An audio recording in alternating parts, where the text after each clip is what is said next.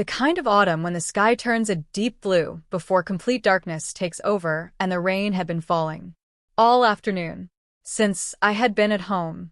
Late in the morning, completing some paperwork for my small desk near the living room window.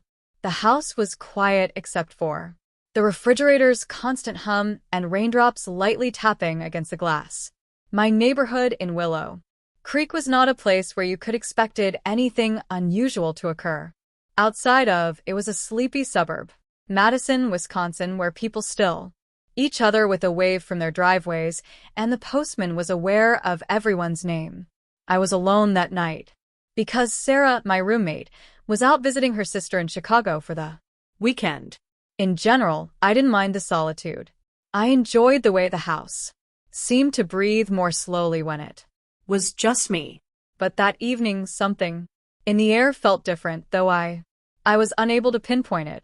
Perhaps it was the weather. It rained constantly, mixed with occasional gusts of wind that rattled the siding. Or maybe it was just the fact that I had been cooped up too long. I brewed a cup of tea for myself and sat down on the couch. Covered in a blanket, I was flipping through a book, meaning to finish. The wall-mounted clock progressed toward 8:30 outside. The street lamps cast pale circles of light onto the muddy road. Everything seemed calm until I heard the first knock. It wasn't loud, but in a quiet house it felt like it came from directly in front of me. 3 slow taps on the front door. My first thought was that it might be a delivery mix-up, maybe a package left late in the evening. However, when I looked through the blinds, I didn't see anyone. No car idling by the curb. No figure walking up the parking lot. I just stood there for a second, listening. The distance was covered in rain sounds, but I could swear I heard faint stepping on the porch. I unlocked the door just enough to call out, "Hello? Can I help you?" My voice came across smaller than I intended. After a few seconds, no one responded. Then, the man's deliberate low voice said, "Good night, ma'am. I regret bothering you. I'm seeking someone, and I believe they used to live here." I opened the door a little wider, enough to see him. He was standing just at the edge of the porch, light, tall, and wearing a dark raincoat, with a hood pulled low. I could see his jawline, but not his eyes. Something about the fact that he didn't move any closer. I found it odd. Most people would move forward under the light when speaking. "I've owned this house for 3 years. Told him. I have no idea who lived here before that. He slightly swiveled his head, as if studying me. "Emily was her name," he said. "Emily Parker. You don't know her?" I shook my head. "Sorry, no. I've never heard that name." For a second, neither of us spoke. Rain appeared to louder between us. Then he said, It's possible that she left something here. Something important." A small chill went, utilizing me. "Well, if you can tell me it is, I can check." I made an offer, but he only gave a small smile. Not warmly, but like he knew something I didn't. "It's okay. Maybe I'll come back another time." He slowly turned around and went down without another steps into the rain. Word.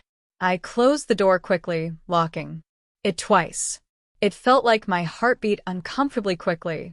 I told myself it was simply a random stranger with an odd utterances, perhaps a little socially awkward, but deep down something didn't feel good.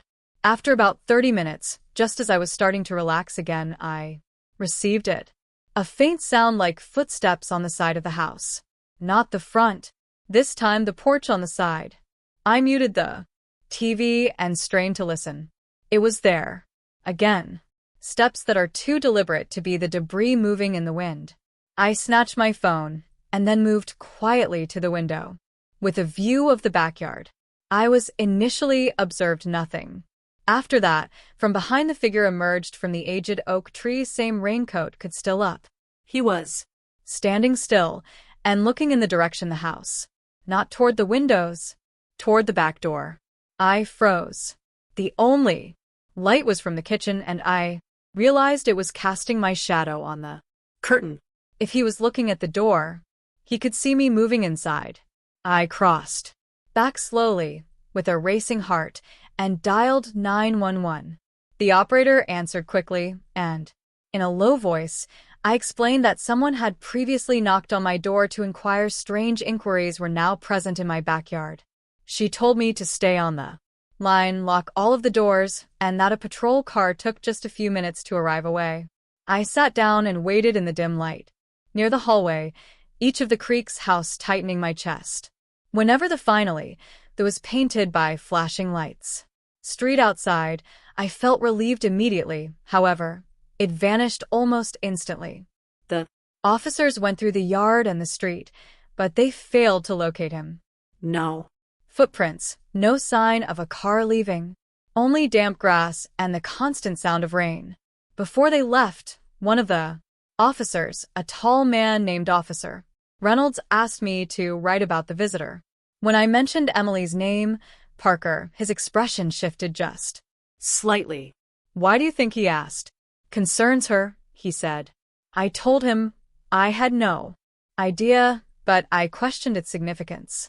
He Hesitated, then said, that name's come up before in a different case, but I'm unable to say much more right now. That night I didn't sleep. The rain kept falling, but every sound now sounded like a whisper. Exercise outside. I kept wondering, who are you, Emily Parker?